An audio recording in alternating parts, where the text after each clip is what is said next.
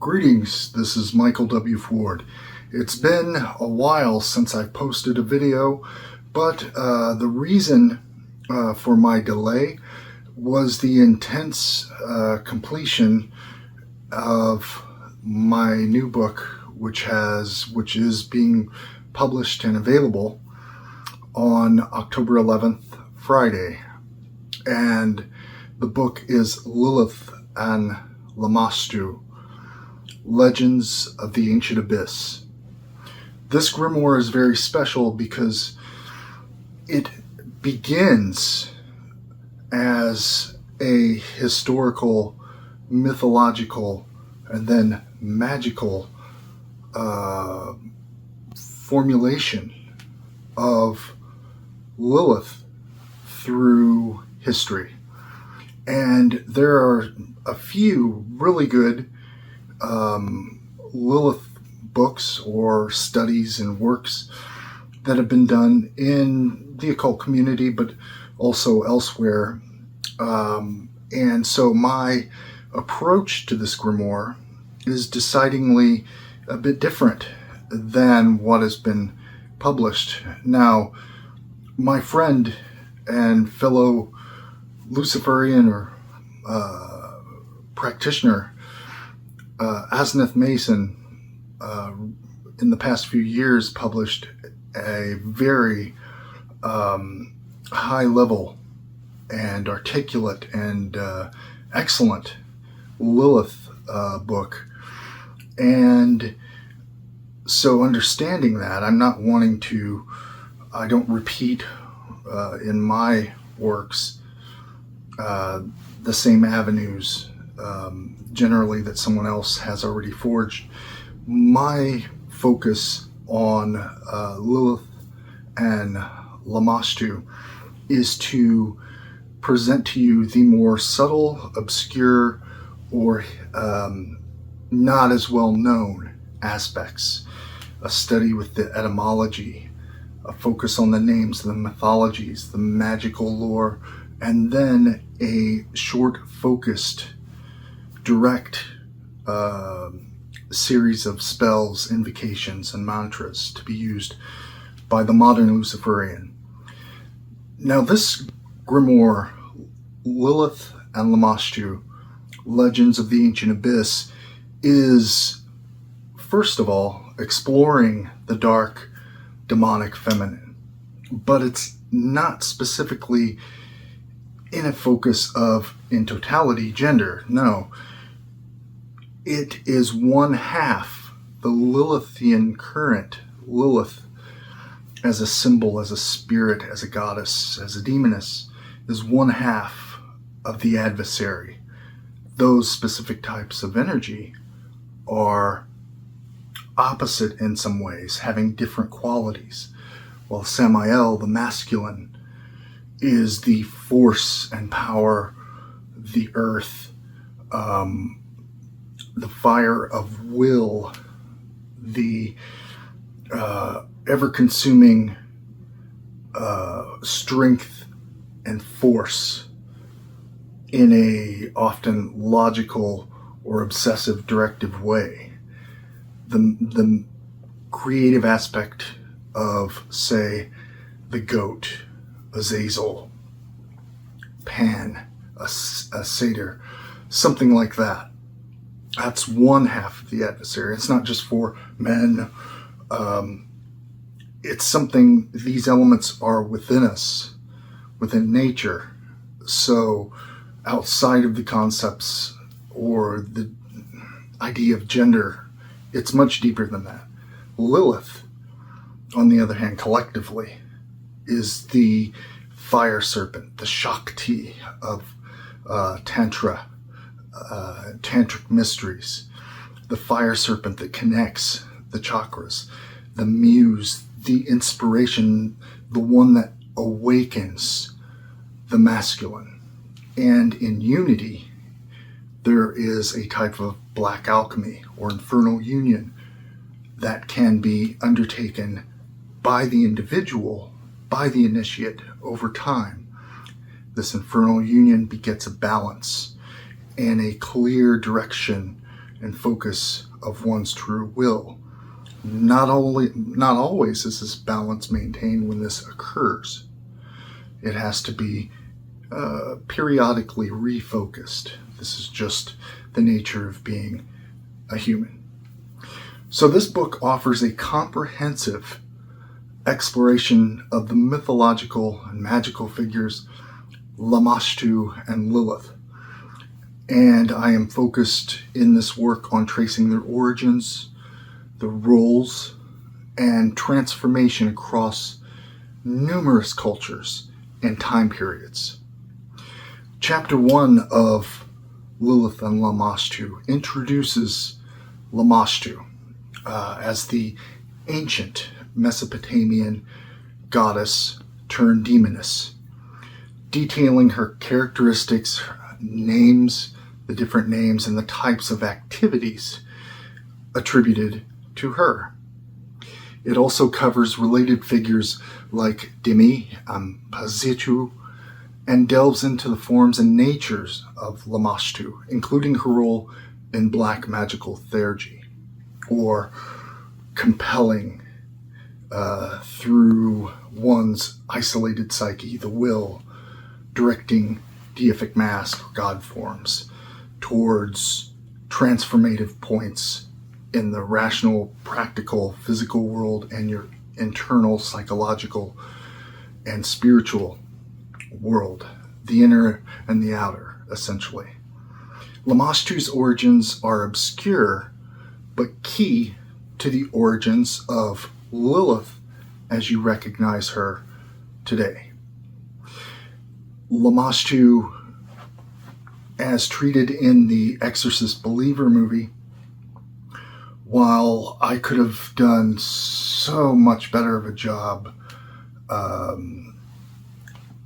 kind of giving advice and direction on the development of Lamashtu, I've spent a considerable amount of years dedicated to the goddess turned demoness, her attributes, her powers, her negative, her aura, but also in using that energy productively. Lamashtu is very important because she is one aspect, the devouring kind of child boogeyman of the ancient world. Lamashtu is known as Ardat-Lili, which I discuss in the book. This is one of the shared names with Lilith in the Sumerian, Babylonian, or Akkadian and Assyrian period in Mesopotamia.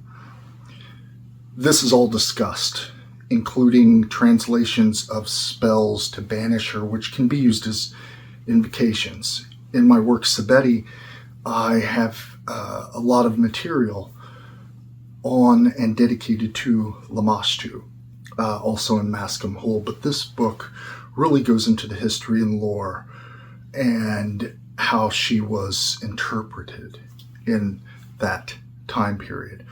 Chapter 2 shifts to Lilith in Mesopotamia, examining her evolution from primal chaos into cosmic order.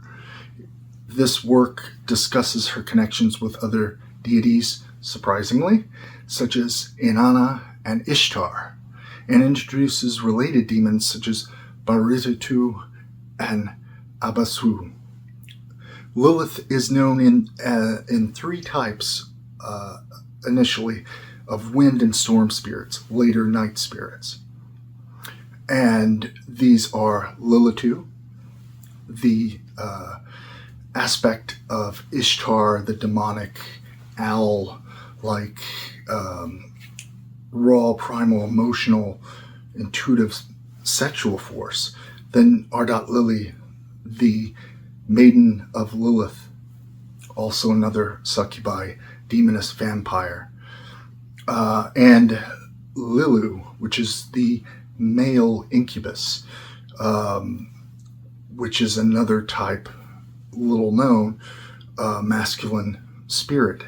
Now, something I don't get into extensively is that the demon of the winds in Babylonia, Pazuzu, known also in The Exorcist, and a considerable amount of work that I've dedicated to Pazuzu as a protective and a very malignant power, equally in an ambivalent way. Pazuzu is the king of the Lilu demons.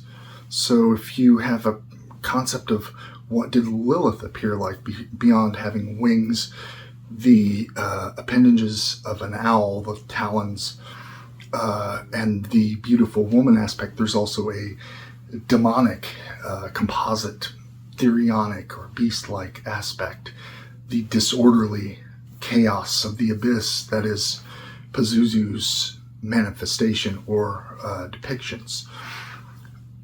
The lore of the triad of Lilith, witchcraft and magical symbolism, is explored in depth with a deep study of the etymology of those obscure names.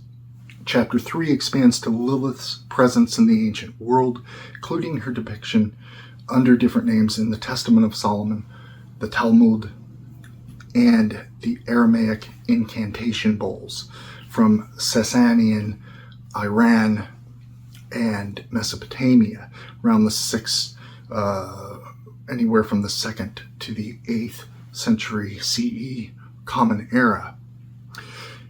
Now, knowing Lilith and Lamaštu, this grimoire, it reveals and goes into depth in identifying the names of Lilith demons and their roles in various rituals and curses known from the incantation bowls.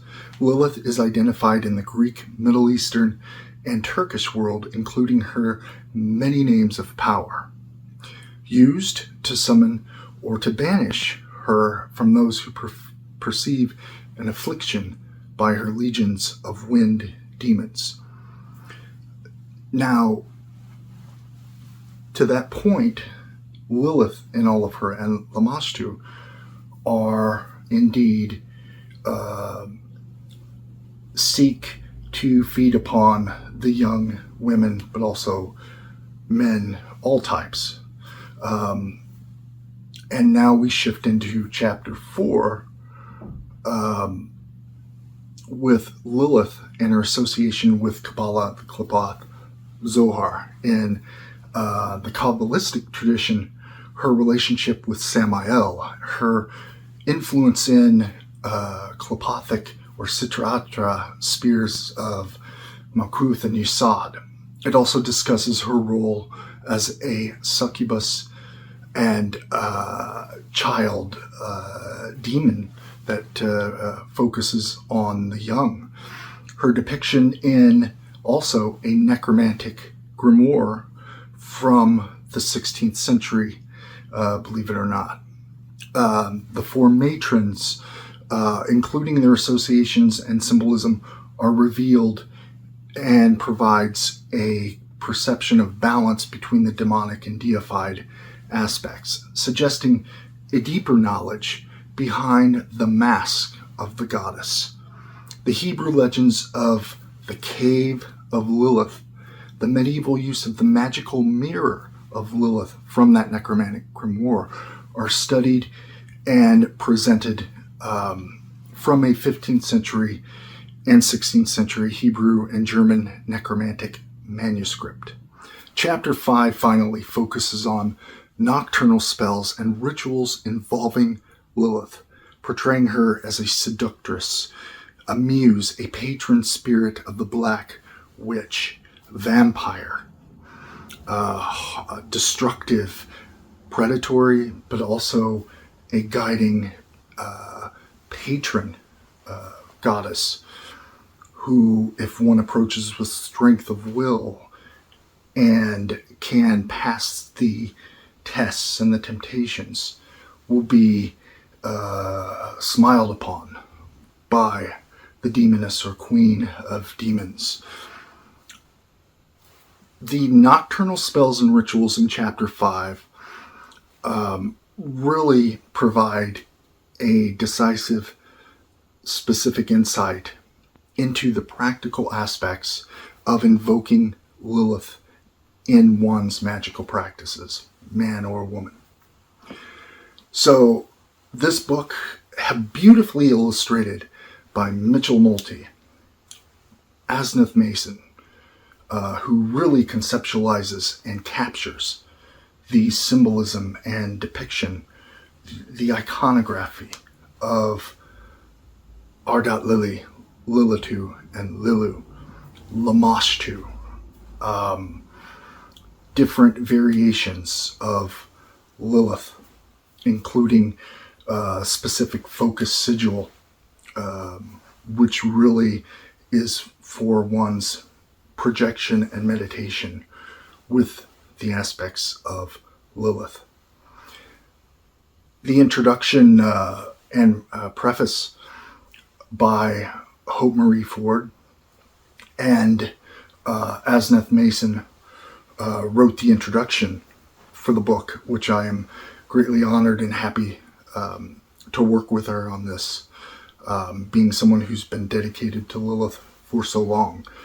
So where can you get this book in softcover, hardcover, and in Kindle digital version? But I strongly recommend the print first and foremost. Luciferian Apotheca, Friday, October 11th.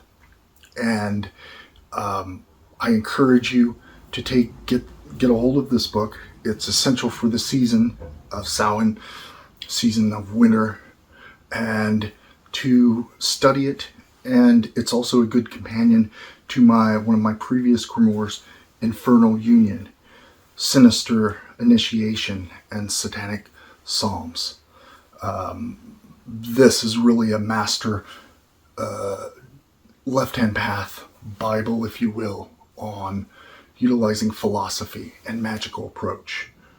Thank you very much, and spread the current of Lilith via this book, and enjoy.